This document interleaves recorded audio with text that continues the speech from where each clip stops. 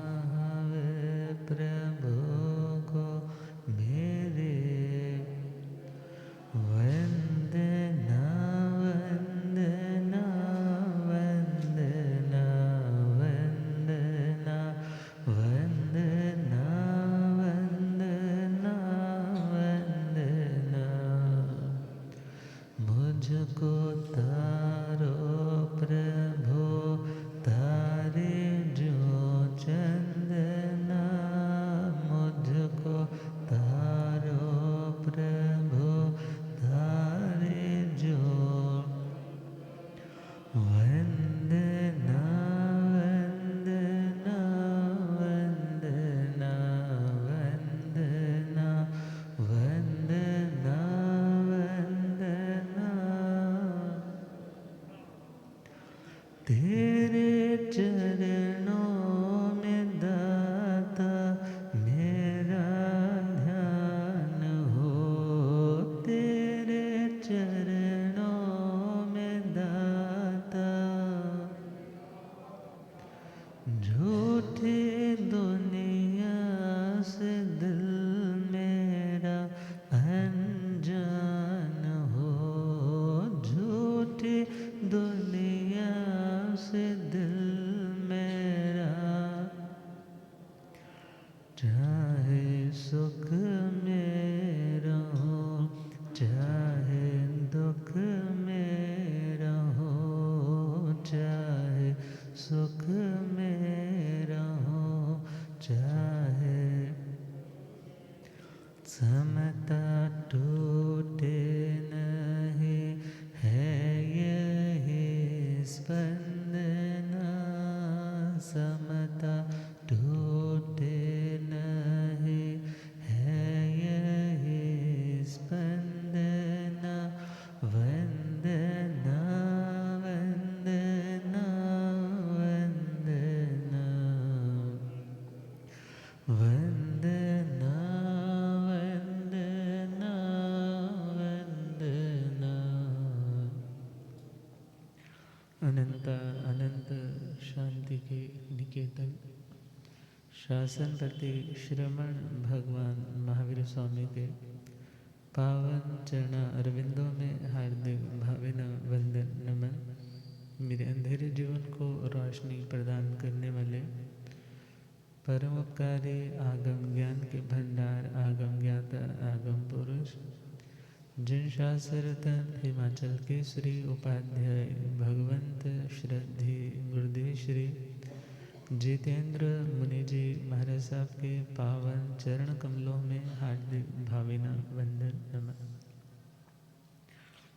पाठ पर विराजमान आदरणीय सेवा भावी श्री प्रशमित मुनि जी एवं आदरणीय तत्वचिंतक श्री प्रशांत मुनि जी, पाठ पर शोभायमान आगम रसिका महासाध्वी श्री प्रेक्षा जी महाराज साहब, आदरणीय महासाध्वी वृंद, धर्म सभा में उपस्थित धर्मानुरागियों, सुशीलवती माताओं एवं बहनों,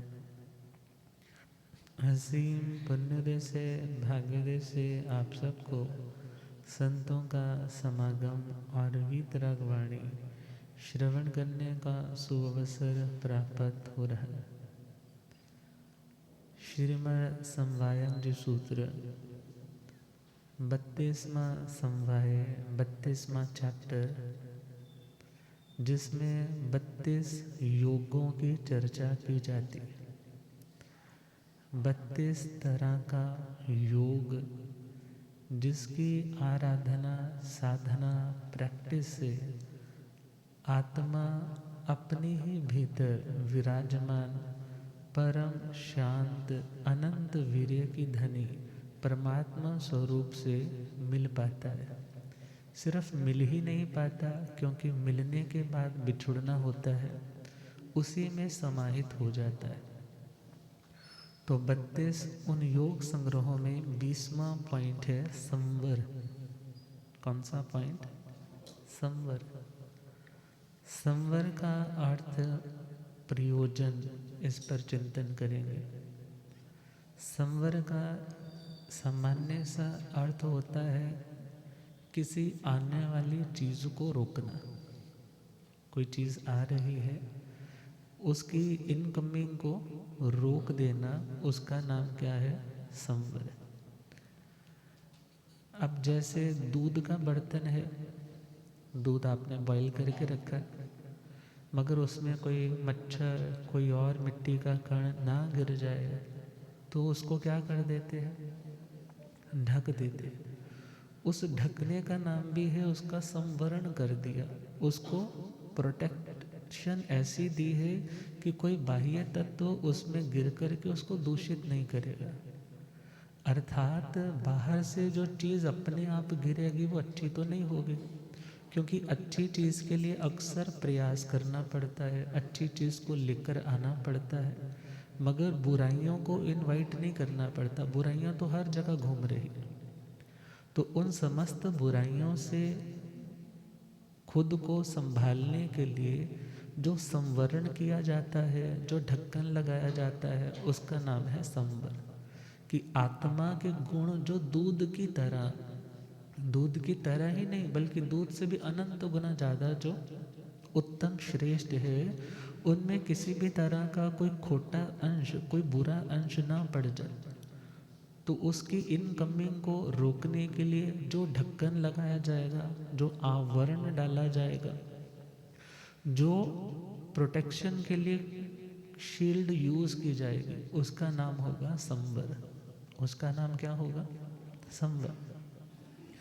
और संवर देखे तो यदि एक पानी जो बह रहा है एक बांध के अंदर बांधा गया है, तो उसका नाम भी है पानी को रोक करके रखा है, मीन्स वो भी संवर है। वो भी क्या है? संवर है। अर्थात जो रोक करके रखा है, अब उसमें से बहुत कुछ व्यक्ति कर सकता है। तो संवर का एक मीनिंग यह भी हो जाता है कि अपनी शक्तियों को रिजर्व रखते हुए उनमें से जो तुम पैदा कर सकते हो, जो नया तुम पा सकते हो, उसका अभ्यास करना। मगर जो शास्त्रीय परिप्रेक्ष्य में हम चले, शास्त्रों में संवर का जो अर्थ है वो है आश्रव का विरोधी तत्व। किसका विरोधी तत्व? जैसे दिन का विरोधी तत्व कौन है? रात है। और ठंडे का विरोधी तत्व उष्णता, गर्माहट है। इसी प्रकार आश्रव का विरोधी प्रतिपक्षी यदि कोई है तो वो कौन है? संवर।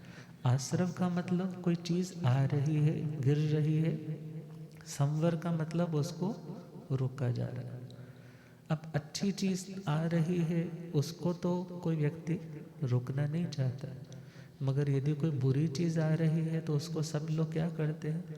रिपेल करते हैं, अपोज करते हैं, ये चीज़ हमें नहीं चाहिए।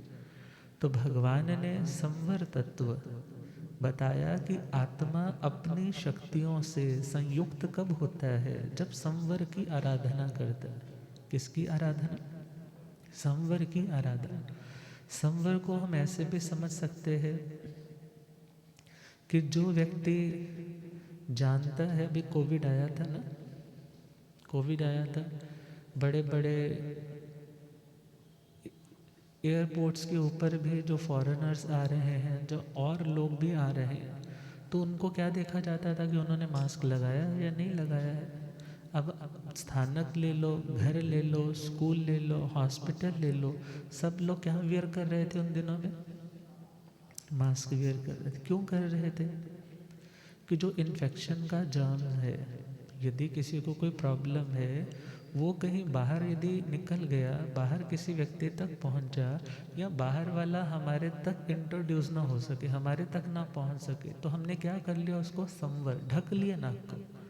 अब ढक लिया तो नया वो वाला आएगा नहीं, नहीं आएगा तो तुम अपने आप को रिकवर, रिमेन, रिटेन रख सकते थे। अब संवर का मतलब जो गलत है उससे रोकना, उसकी इनकमिंग को रोक देना। अब प्रश्न आता है कि दुनिया में गलत क्या होता है? ये तो हर व्यक्ति की अपनी अपनी चॉइस है, किसी को गलत भी ठीक लगता है, किसी को ठीक भी गलत लगता है। हाँ, किसी को शराब अच्छी लगती है, किसी को शराब बुरी लगती है। अब वहाँ तो यही आ जाता है, तो हर व्यक्ति का अपना अपना एस्पेक्ट है, अपना अपना टेस्ट है, अपना अपना पेंचेंट इंटरेस्ट, उस व्यक्ति का अपना एक स्वाद है। मगर ध्यान देना है कौन सा स्वाद, कौन सा इंटरेस्ट अच्छा है, कौन सा इंटरेस्ट, कौन सा स्वाद, कौन सी आदत अच्छी है, ये हमें कौन बताता है? शास्त्र। कौन बताते हैं? शास्त्र बताते हैं।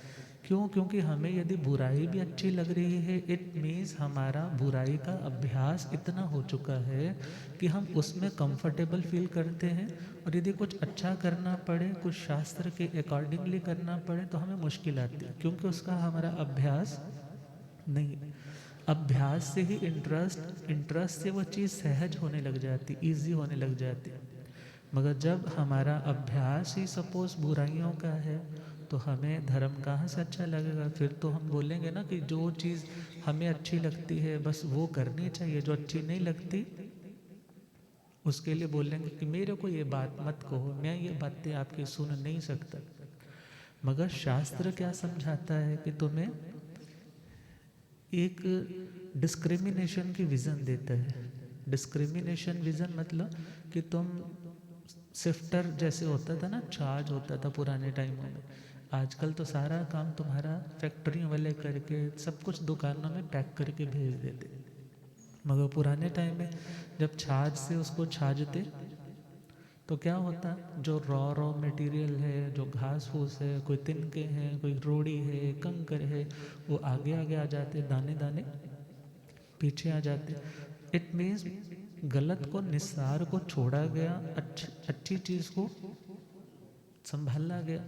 अब बुरे को छोड़ना और अच्छे को अपनाना, ये सेकंड पॉइंट है। मगर फर्स्ट पॉइंट क्या है कि तुम उसको सही सही रूप से जान सको कि क्या छोड़ने वाला है और क्या अपनाने वाला है।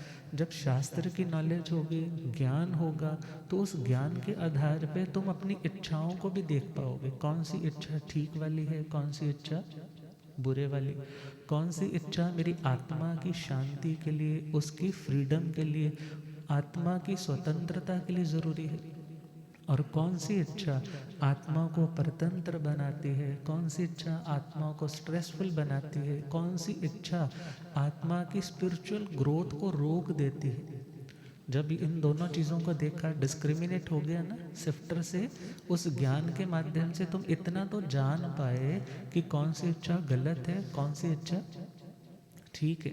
अब इसके बाद अगला स्टेप होगा आचरण का।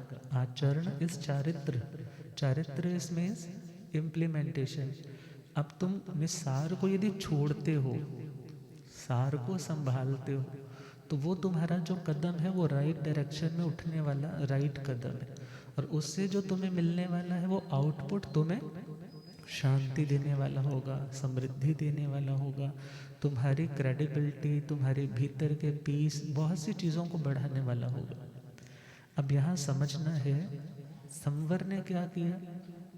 संवर ने क्या किया?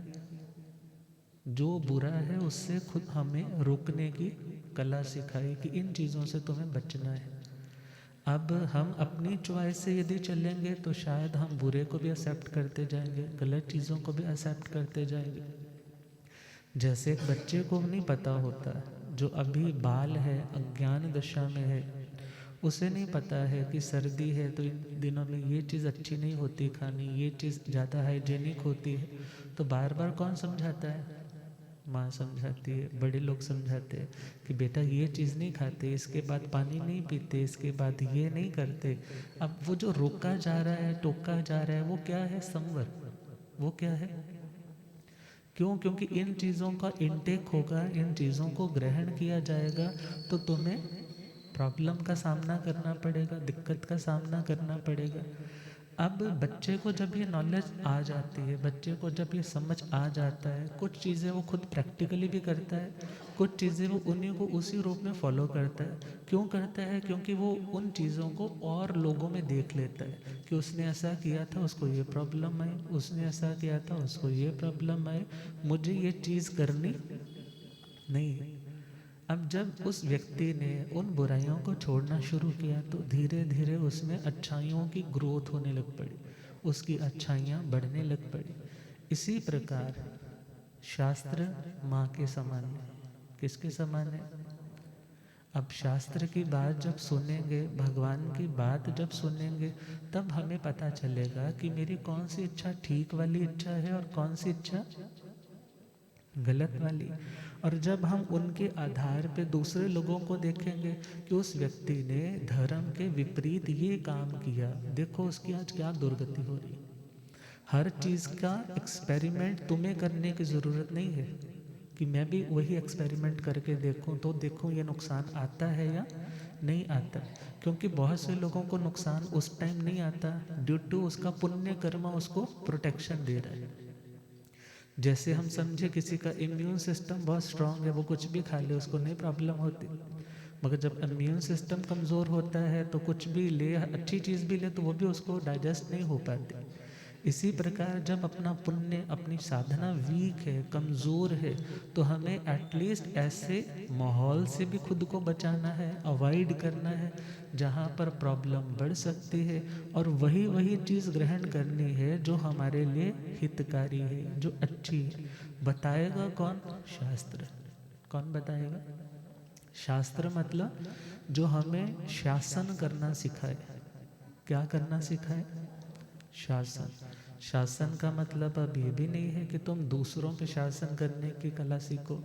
शासन का मतलब खुद पे शासन करना, खुद पे रूल करना, खुद को कैसे कंट्रोल्ड होकर के आगे बढ़ना है, ये बातें कौन सिखाएगा? शास्त्र। तो शास्त्र से ही तुम्हें पता चलेगा कि ये इच्छा अच्छी है, ये इच्छा बुरी। तो संवर क्या बोलता है? जो बुरी इच्छाएं हैं, जो बुरी चीज़ें हैं, वहाँ से खुद को रोकना। यदि वो इनकमिंग हो रही है तो उसको क्या कर देना? रोक देना। तो उसका नाम संवर। तो अब यहाँ पर मोटे मोटे रूप में 5 टाइप भी आते हैं। थोड़ा सा एनलार्ज में चलें तो 20 कारण भी आते हैं, और थोड़ा वाइडली चले तो 57 भेद भी आते हैं। तो हम 57 वालों को तो कल बड़ा ही संक्षिप्त में डिस्कस कर चुके हैं। तो आज हम 5 या 20 कारणों पे बात करने जा रहे हैं। अब पहला पॉइंट है सम्यक्त्व संवर। कौन सा संवर? सम्यक्त्व संवर। सम्यक्त्व संवर का मतलब जब हमारी मेंटेलिटी सच के प्रति पूरी तरह से समर्पित है। जो राइट है वही राइट है, जो सही है वो सही है, जो गलत है वो गलत है। यदि मोक्ष है, आत्मा है, नित्य है आत्मा, कर्म है, कर्म करने वाला आत्मा है, कर्म का फल भोगने वाला आत्मा है, कर्म से मुक्ति का भी उपाय है, ये सब चीज़ें जो जान चुका है और जो इन चीज़ों को पूरी तरह से मानता है, तो उस व्यक्ति की ज़िंदगी में क्या होगा? दुनिया में कोई व्यक्ति कैसी भी बातचीत करे, कुछ नहीं होता जी, स्वर्ग नरक किसने देखा है, बस यही सब कुछ खत्म हो जाएगा। अर्थात अलग अलग तरह की बातें सुन करके भी यदि किसी ने अपने सम्यक्तों का वो ढक्कन स्ट्रांग रखा हुआ है ना, सम्यक्तों का मास्क वियर करके रखा है, तो बाहर से मिथ्यात्व की इन्फेक्शन हमारे अंदर आने वाली नहीं। तो उसका नाम क्या हुआ? सम्यक्तो संवर। अर्थात यदि स्वाध्याय करोगे, अच्छी रिलीजियस बुक्स पढ़ोगे, गुरुजनों की संगति में बैठोगे, उठोगे, तो तुम्हें सच्चाई का बोध होगा कि क्या करेक्ट है, क्या अपनाना चाहिए, क्या छोड़ना चाहिए। अर्थात जो 10 भेद मिथ्यात्व के आते हैं, 10 भेद आते हैं ना, जीव को अजीव समझे, अजीव को जीव समझे, साधु को असाधु समझे, असाधु को साधु समझे, इत्यादि जो भेद है, जो व्यक्ति उन चीज़ों को अच्छे से समझ चुका है। अब समझने के बाद क्या है, दुनिया में तो अलग अलग मेंटेलिटी के, अलग अलग बिलीफ सिस्टम वाले लोग भी मिलेंगे, मगर तुम्हारा जो ऑस्पेक्ट, तुम्हारा जो नज़रिया, तुम्हारा जो दृष्टिकोण है, वो अनवेवरिंग रहेगा, हिलेगा नहीं। तुम अपने मान्यता को, जो करेक्ट मान्यता है, इस मान्यता को मानने का मतलब ये नहीं है कि तुम कट्टर हो गए। कट्टर तब होता है जब व्यक्ति दूसरों से घृणा करने लग जाए। कट्टर कब होता है? जब दूसरों से घृणा, नफरत, द्वेष करने लग जाए, उनकी बढ़ोतरी को देख करके जलने लग जाए, ईर्ष्या करने लग जाए और चाहे कि मेरा सिक्का जमना चाहिए, इसका क्यों जम रहा है, उस सेंस में व्यक्ति होता है कट्टर। मगर जो व्यक्ति ये सोचता है हर व्यक्ति का अपना पुण्य, अपना पुरुषार्थ, यदि सच्चाई के मार्ग पे चल रहा है तो भी मुझे उससे ईर्ष्या नहीं करनी, मुझे उसके बारे में कुछ गलत नहीं बोलना, और यदि गलत ट्रैक पे भी चल रहा है तो मुझे मध्यस्थ होकर के, कैसा होकर के, मध्यस्थ। मध्यस्थ का मतलब निष्पक्षता के साथ, सही है सही को सही तो कहना है, गलत है तो गलत को गलत भी कहना है, मगर किसी के प्रति लगा करके, बढ़ा चढ़ा करके किसी के बारे में कुछ भी गलत अनाउंस नहीं करना, जिसके कारण सामने वाला तुम्हारा शत्रु बन जाए। क्योंकि शत्रु बनाने आसान होते हैं मगर निपटना जन्मों लग जाते हैं, एक जन्म में नहीं होता फिर। क्योंकि जब हम सुनते हैं भगवान पार्श्वनाथ जी का कमठ के साथ कैसे चलता रहा चलता रहा चलता रहा, मगर भगवान तो तर गए, कमठ वो तो संसार में भटकता रहा। अर्थात जो व्यक्ति सम्यक दृष्टि है वो हर व्यक्ति में सम्यक चीज़ों को देखता है। किसको देखता है? सम्यक इज राइट। हर व्यक्ति में कोई ना कोई पॉजिटिव पॉइंट होता है, अच्छाई होती है, उन अच्छाइयों को देखता है और क्या सोचता है, यदि ये बुरा है, इसकी बुराई का जिम्मेदार यह है और इसकी बुराई इसी के पतन का कारण बनेगी, मुझे इसके बारे में सोच करके खुद को दुखी करने की ज़रूरत नहीं है। तो पहला पॉइंट सम्यक तो संवर, अर्थात दुनिया में कितनी भी मतांतर, कितने भी फिलॉसफीज उसको सुनने को मिलती है, मगर वो उन चीज़ों को सुनने के बावजूद भी अपने आप को क्या रखता है, सही दृष्टिकोण वाला। तो पहला पॉइंट सम्यक तो संवर। दूसरा है व्रत संवर। कौन सा संवर? व्रत। व्रत क्या करता है? व्रत का मतलब क्या होता है? कोई ना कोई नियम। जब तुम एक किसी मर्यादा में बंध जाते हो, किसी चीज़ का त्याग कर देते हो, तो उसका नाम क्या रहता है? व्रत। अब व्रत किया है, सपोज आपने आज व्रत ही किया है, उपवास लिया है, और उपवास किया है तो कोई खाने की चीज़ लेकर के आता है, बोलता है नहीं आज मैंने नहीं लेना क्योंकि आज मेरा क्या है? व्रत है। अब व्रत के पीछे लॉजिक क्या रहता है? अभय दान। कौन सा दान? दानान सेठं अभय पयाण, अर्थात श्रेष्ठ दानों में यदि कोई बहुत बड़ा दान श्रेष्ठ है तो वो कौन सा? अभय दान। अभय का मतलब किसी को भय नहीं देना। क्या नहीं देना? किसी को भय, किसी को डर, किसी को खौफ, किसी को नहीं देना। तो जब आप लोगों ने व्रत किया, पौषध किया, तो उस टाइम किस भावना से किया? कि मैं दुनिया के समस्त जीव राशि को निर्भयता दे रहा हूँ। क्या दे रहा हूँ? कि मेरे से किसी को डरने की ज़रूरत नहीं है। अब जब तुमने किसी भी चीज़ का व्रत लिया है तो उस व्रत से पहला पॉइंट तो यह है कि जीवों के प्रति अभय का भाव। अभय दोगे तो अभय मिलेगा। अभय दोगे तो क्या मिलेगा? अभय मिलेगा। पहला पॉइंट तो यह है।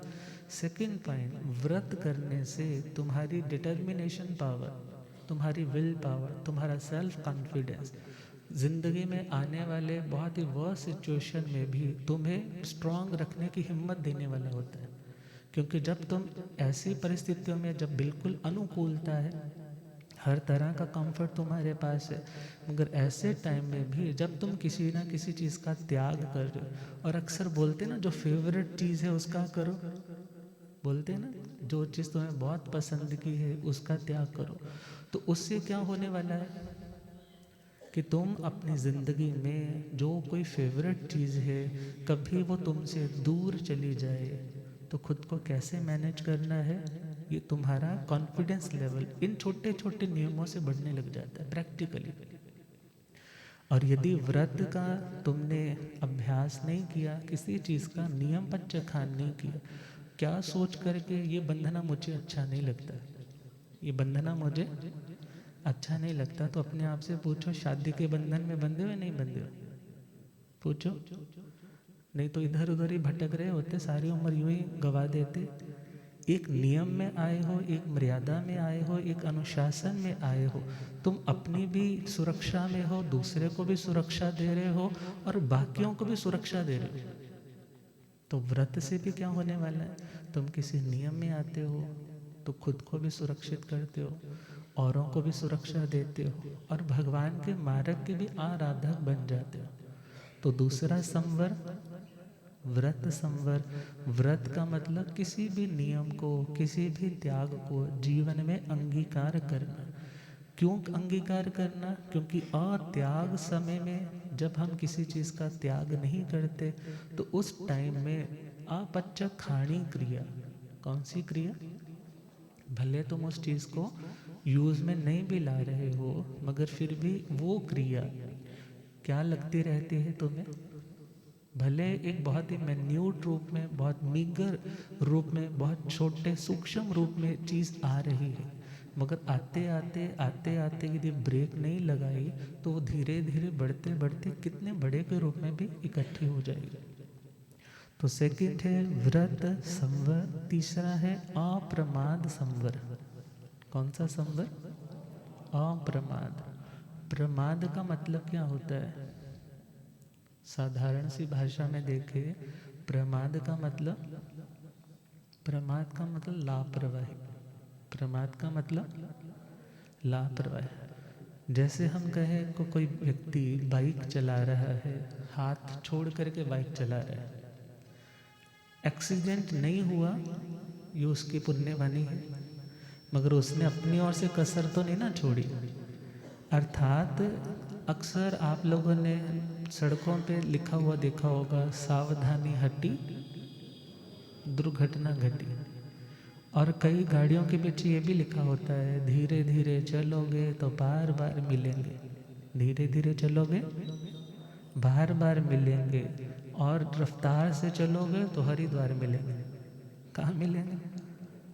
प्रमाद का मतलब क्या? तुम जानते हो हर रूल को, हर रेगुलेशंस को, इवन सेहत के बारे में भी जानते हो, ये चीज़ें सेहत के लिए अच्छी नहीं है, ये बातें शरीर के लिए अच्छी नहीं है, मन के लिए अच्छी नहीं है, मगर जानते हुए भी तुम उसी ट्रैक पे जा रहे हो, वही सोच रहे हो, वही बोल रहे हो, वही खा रहे हो, वही पी रहे हो।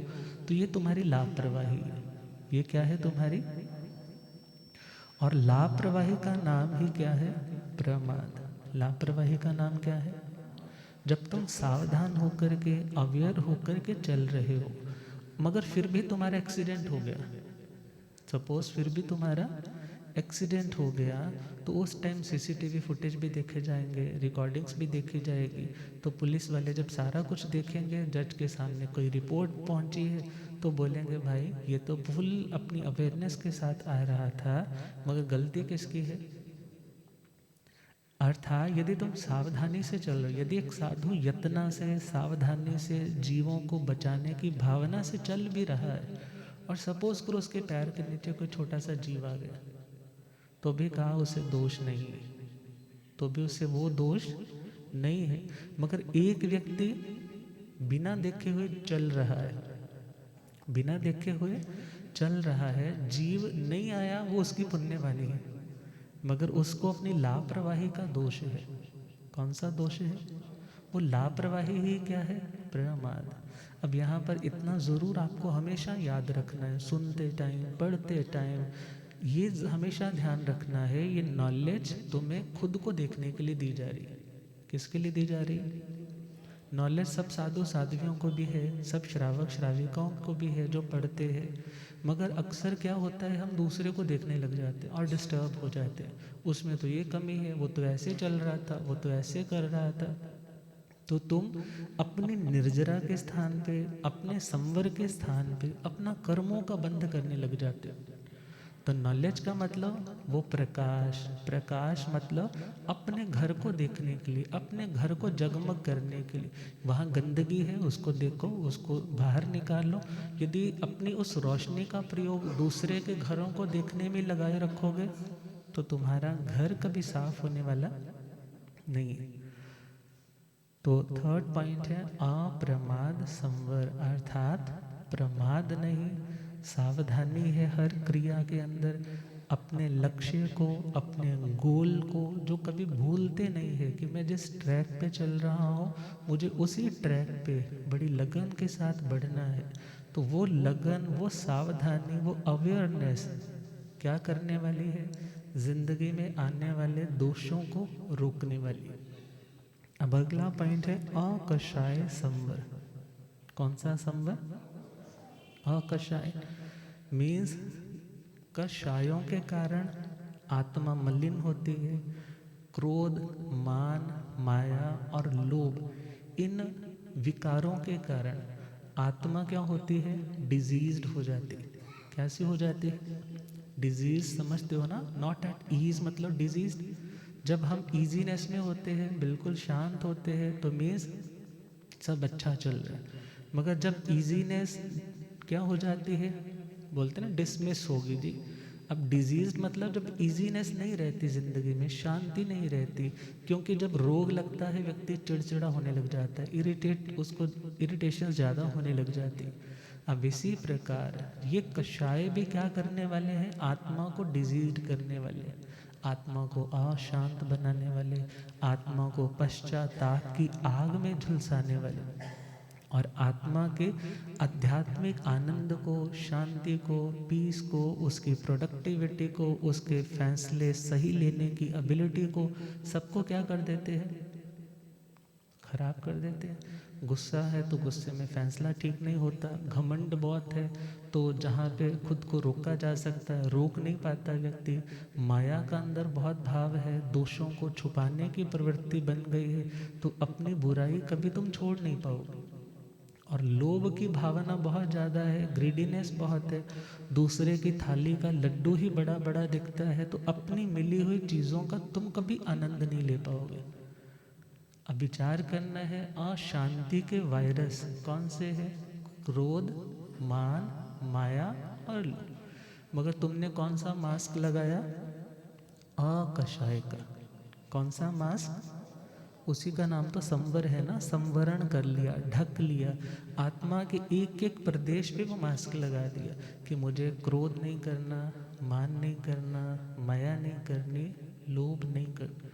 ये बार बार के रिमाइंडर है। कोई भी व्यक्ति एक ही दिन में परफेक्ट होने वाला नहीं है, मगर बार बार के रिमाइंडर, बार बार का, क्योंकि बोलते ना a little progress, a little progress, वो भी एक अच्छी चीज़ है। किससे अच्छी चीज़ है?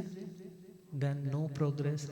यदि कुछ भी नहीं करते उससे तो अच्छा है ना कि कुछ कुछ तो तुम आगे बढ़ रहे हो। अतः भगवान ने क्या बोला? अकषाय संवर, कषायों का संवरण करना। कषाय यदि बढ़ते हैं तो उनको समेटना। कषाय यदि बढ़ते हैं तो क्या करना? उसको समेटना, उनका संवरण करना, उनसे खुद को हटाना कि मुझे ये चीज़ें करनी उचित नहीं है। अब पांचवा पॉइंट है धर्म योग या अयोग संवर। धर्म योग का मतलब अपने योगों को, अपने मन को, अपने वचन को, अपनी काया की प्रवृत्ति को किस में लगाना? धर्म के कार्यों में। किस में लगाना? धर्म की क्रियाओं में अपने मन को लगाओगे तो वहाँ मन को लगाना मीन्स मन की उस स्ट्रेंथ को इन्वेस्ट करना भी प्रॉफिटेबल डील है। वहाँ तुम्हें घाटा नहीं पड़ेगा, नुकसान नहीं होगा, कर्म बंद नहीं होगा, बल्कि जो कर्जे चढ़ रखे हैं ना मन के ऊपर, आत्मा के ऊपर, नेगेटिविटी के, वो उतरने लग जाएंगे। कब उतरेंगे? जब मन से अच्छा सोचना, शुभ सोचना, सबके उत्तम भविष्य की कामना का भाव सोचा जाएगा। तो योग संवर का मतलब जब मन, वचन, काया की प्रवृत्ति बिल्कुल जीरो हो जाए, वो तो है संवर की, सर्व संवर की स्थिति जो 14वें गुण स्थान में होती है। मगर उस लेवल तक पहुंचने के लिए पहले क्या करना पड़ेगा? सपोज करो ना किसी ने 100 किलोमीटर की जर्नी करनी है, डेस्टिनेशन उसकी 100 किलोमीटर है, मगर वो सही डायरेक्शन में पहले चलेगा। बैठे बैठे तो नहीं ना आ जाएगी, गाड़ी में बैठ गया, बस बस गाड़ी में है, बस पहुंच जाऊंगा, ये कहता रहे पहुंच जाऊंगा, तो कभी पहुंचने वाला। अब गाड़ी में बैठना भी पड़ेगा, गाड़ी सही डायरेक्शन में चलानी भी पड़ेगी, डिस्ट्रैक्शंस कई सारे रास्ते आएंगे, वहाँ से खुद को हटा करके अपने उसी लक्ष्य की ओर बढ़ना भी पड़ेगा। अब सही डायरेक्शन में बढ़ना मतलब योगों की प्रवृत्ति करना। क्या करना? योगों की, मन से सोचना भी है, वाणी से कुछ ना कुछ बोलना भी है, शरीर की कोई एक्टिविटी भी करनी है, मगर किस डायरेक्शन में? मोक्ष की डायरेक्शन में। कौन सी डायरेक्शन में? मोक्ष की डायरेक्शन में, कर्मों से मुक्त होने की डायरेक्शन में। डेस्टिनेशन हमने पक्की डिसाइड कर ली, मुझे यहाँ तक पहुँचना है, और वहाँ तक पहुँचने के लिए जो जो चिंतन किया जाएगा। गाड़ी चलाई है मगर मंजिल आ गई तो वहाँ जाकर के गाड़ी चलाने की कोई ज़रूरत नहीं। अर्थात जब उस लेवल तक पहुँच गए फिर मन की भी ज़रूरत नहीं, वचन की ज़रूरत नहीं, और काया की भी। गुरुदेव पधारे। हो रब मेरा सतगुरु बन के आया मैनू,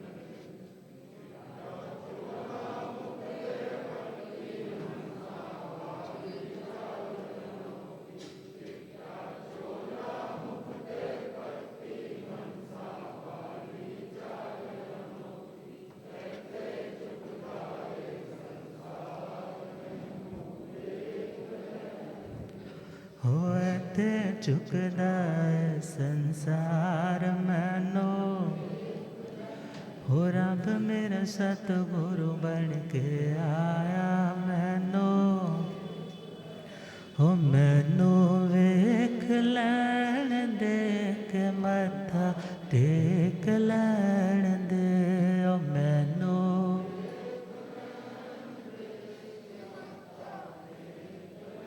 हो रब मेरा सतगुरु बन के आया मैनू। बोलिया आगम ज्ञाता आगम पुरर्जन शास्त्र तन हिमाचल केसरी उपाध्याय भगवंत श्रद्धे गुरुदेव श्री जितेंद्र मणि जी। तो धर्म योग संवर अपने योगों को मीन्स मन को, वचन को, काया को धर्म के कार्यों के लिए समर्पित करना। किसके लिए? धर्म का मतलब एक तो होता है ना जो कस्टम्स रिचुअल्स हैं, हर संप्रदाय के अपने अपने, उसको भी धर्म बोलते हैं, मगर धर्म का मतलब है अपना स्वभाव। किसके लिए? अपने स्वभाव की देखा जाए प्राप्ति के लिए। हर चीज़ का अपना स्वभाव है, नेचर है, एट्रीब्यूट्स हैं, क्वालिटीज़ हैं उसकी। पानी का अपना स्वभाव है, आग पे डालोगे तो आग बुझने लग जाएगी। नींबू का अपना स्वभाव है, खट्टापन है। गन्ने का अपना स्वभाव है, उसमें मिठास है। ऐसे ही आत्मा का भी अपना स्वभाव है, जानना, देखना, छोड़ देना, जानना, देखना, छोड़ देना। अब उस स्वभाव को नर्चर करने के लिए, उस स्वभाव को और ज़्यादा फ्लोरिश करने के लिए अपने मन को, अपने वचन को, अपने क्रिया को समर्पित करना, इन्वेस्ट करना उनकी शक्तियों को, उसका नाम क्या होगा? धर्म योग संवर। तो जिंदगी तो बीत जाएगी ऐसे ही, मगर यदि ये कार्य आज भी ना किया तो अंतिम क्या अगले जन्मों में भी होने वाला। और यदि वो फर्स्ट स्टेप आज ही उठाएंगे सही डायरेक्शन में तो मंजिल ज़रूर जल्दी से जल्दी हमें मिलेगी। तो लिखने वाले ने क्या लिखा? ओ मत वाले ये जीवन बना ले, ना वक्त नो टाले,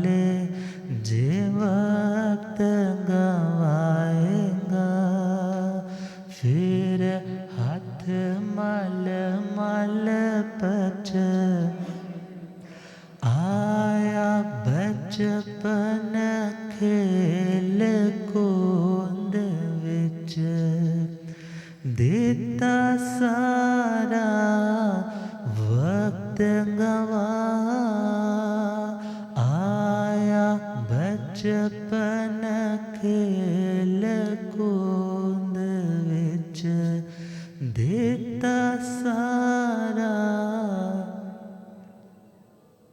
किस किस को समझ में आ रहा है? आ रहा है? बोल सकते हो आप। आया बचपन खेल कूद विच देता सारा वक्त, आए जवानी बड़े मस्ताने, लेता अपना आप पुला, आए जवानी बड़े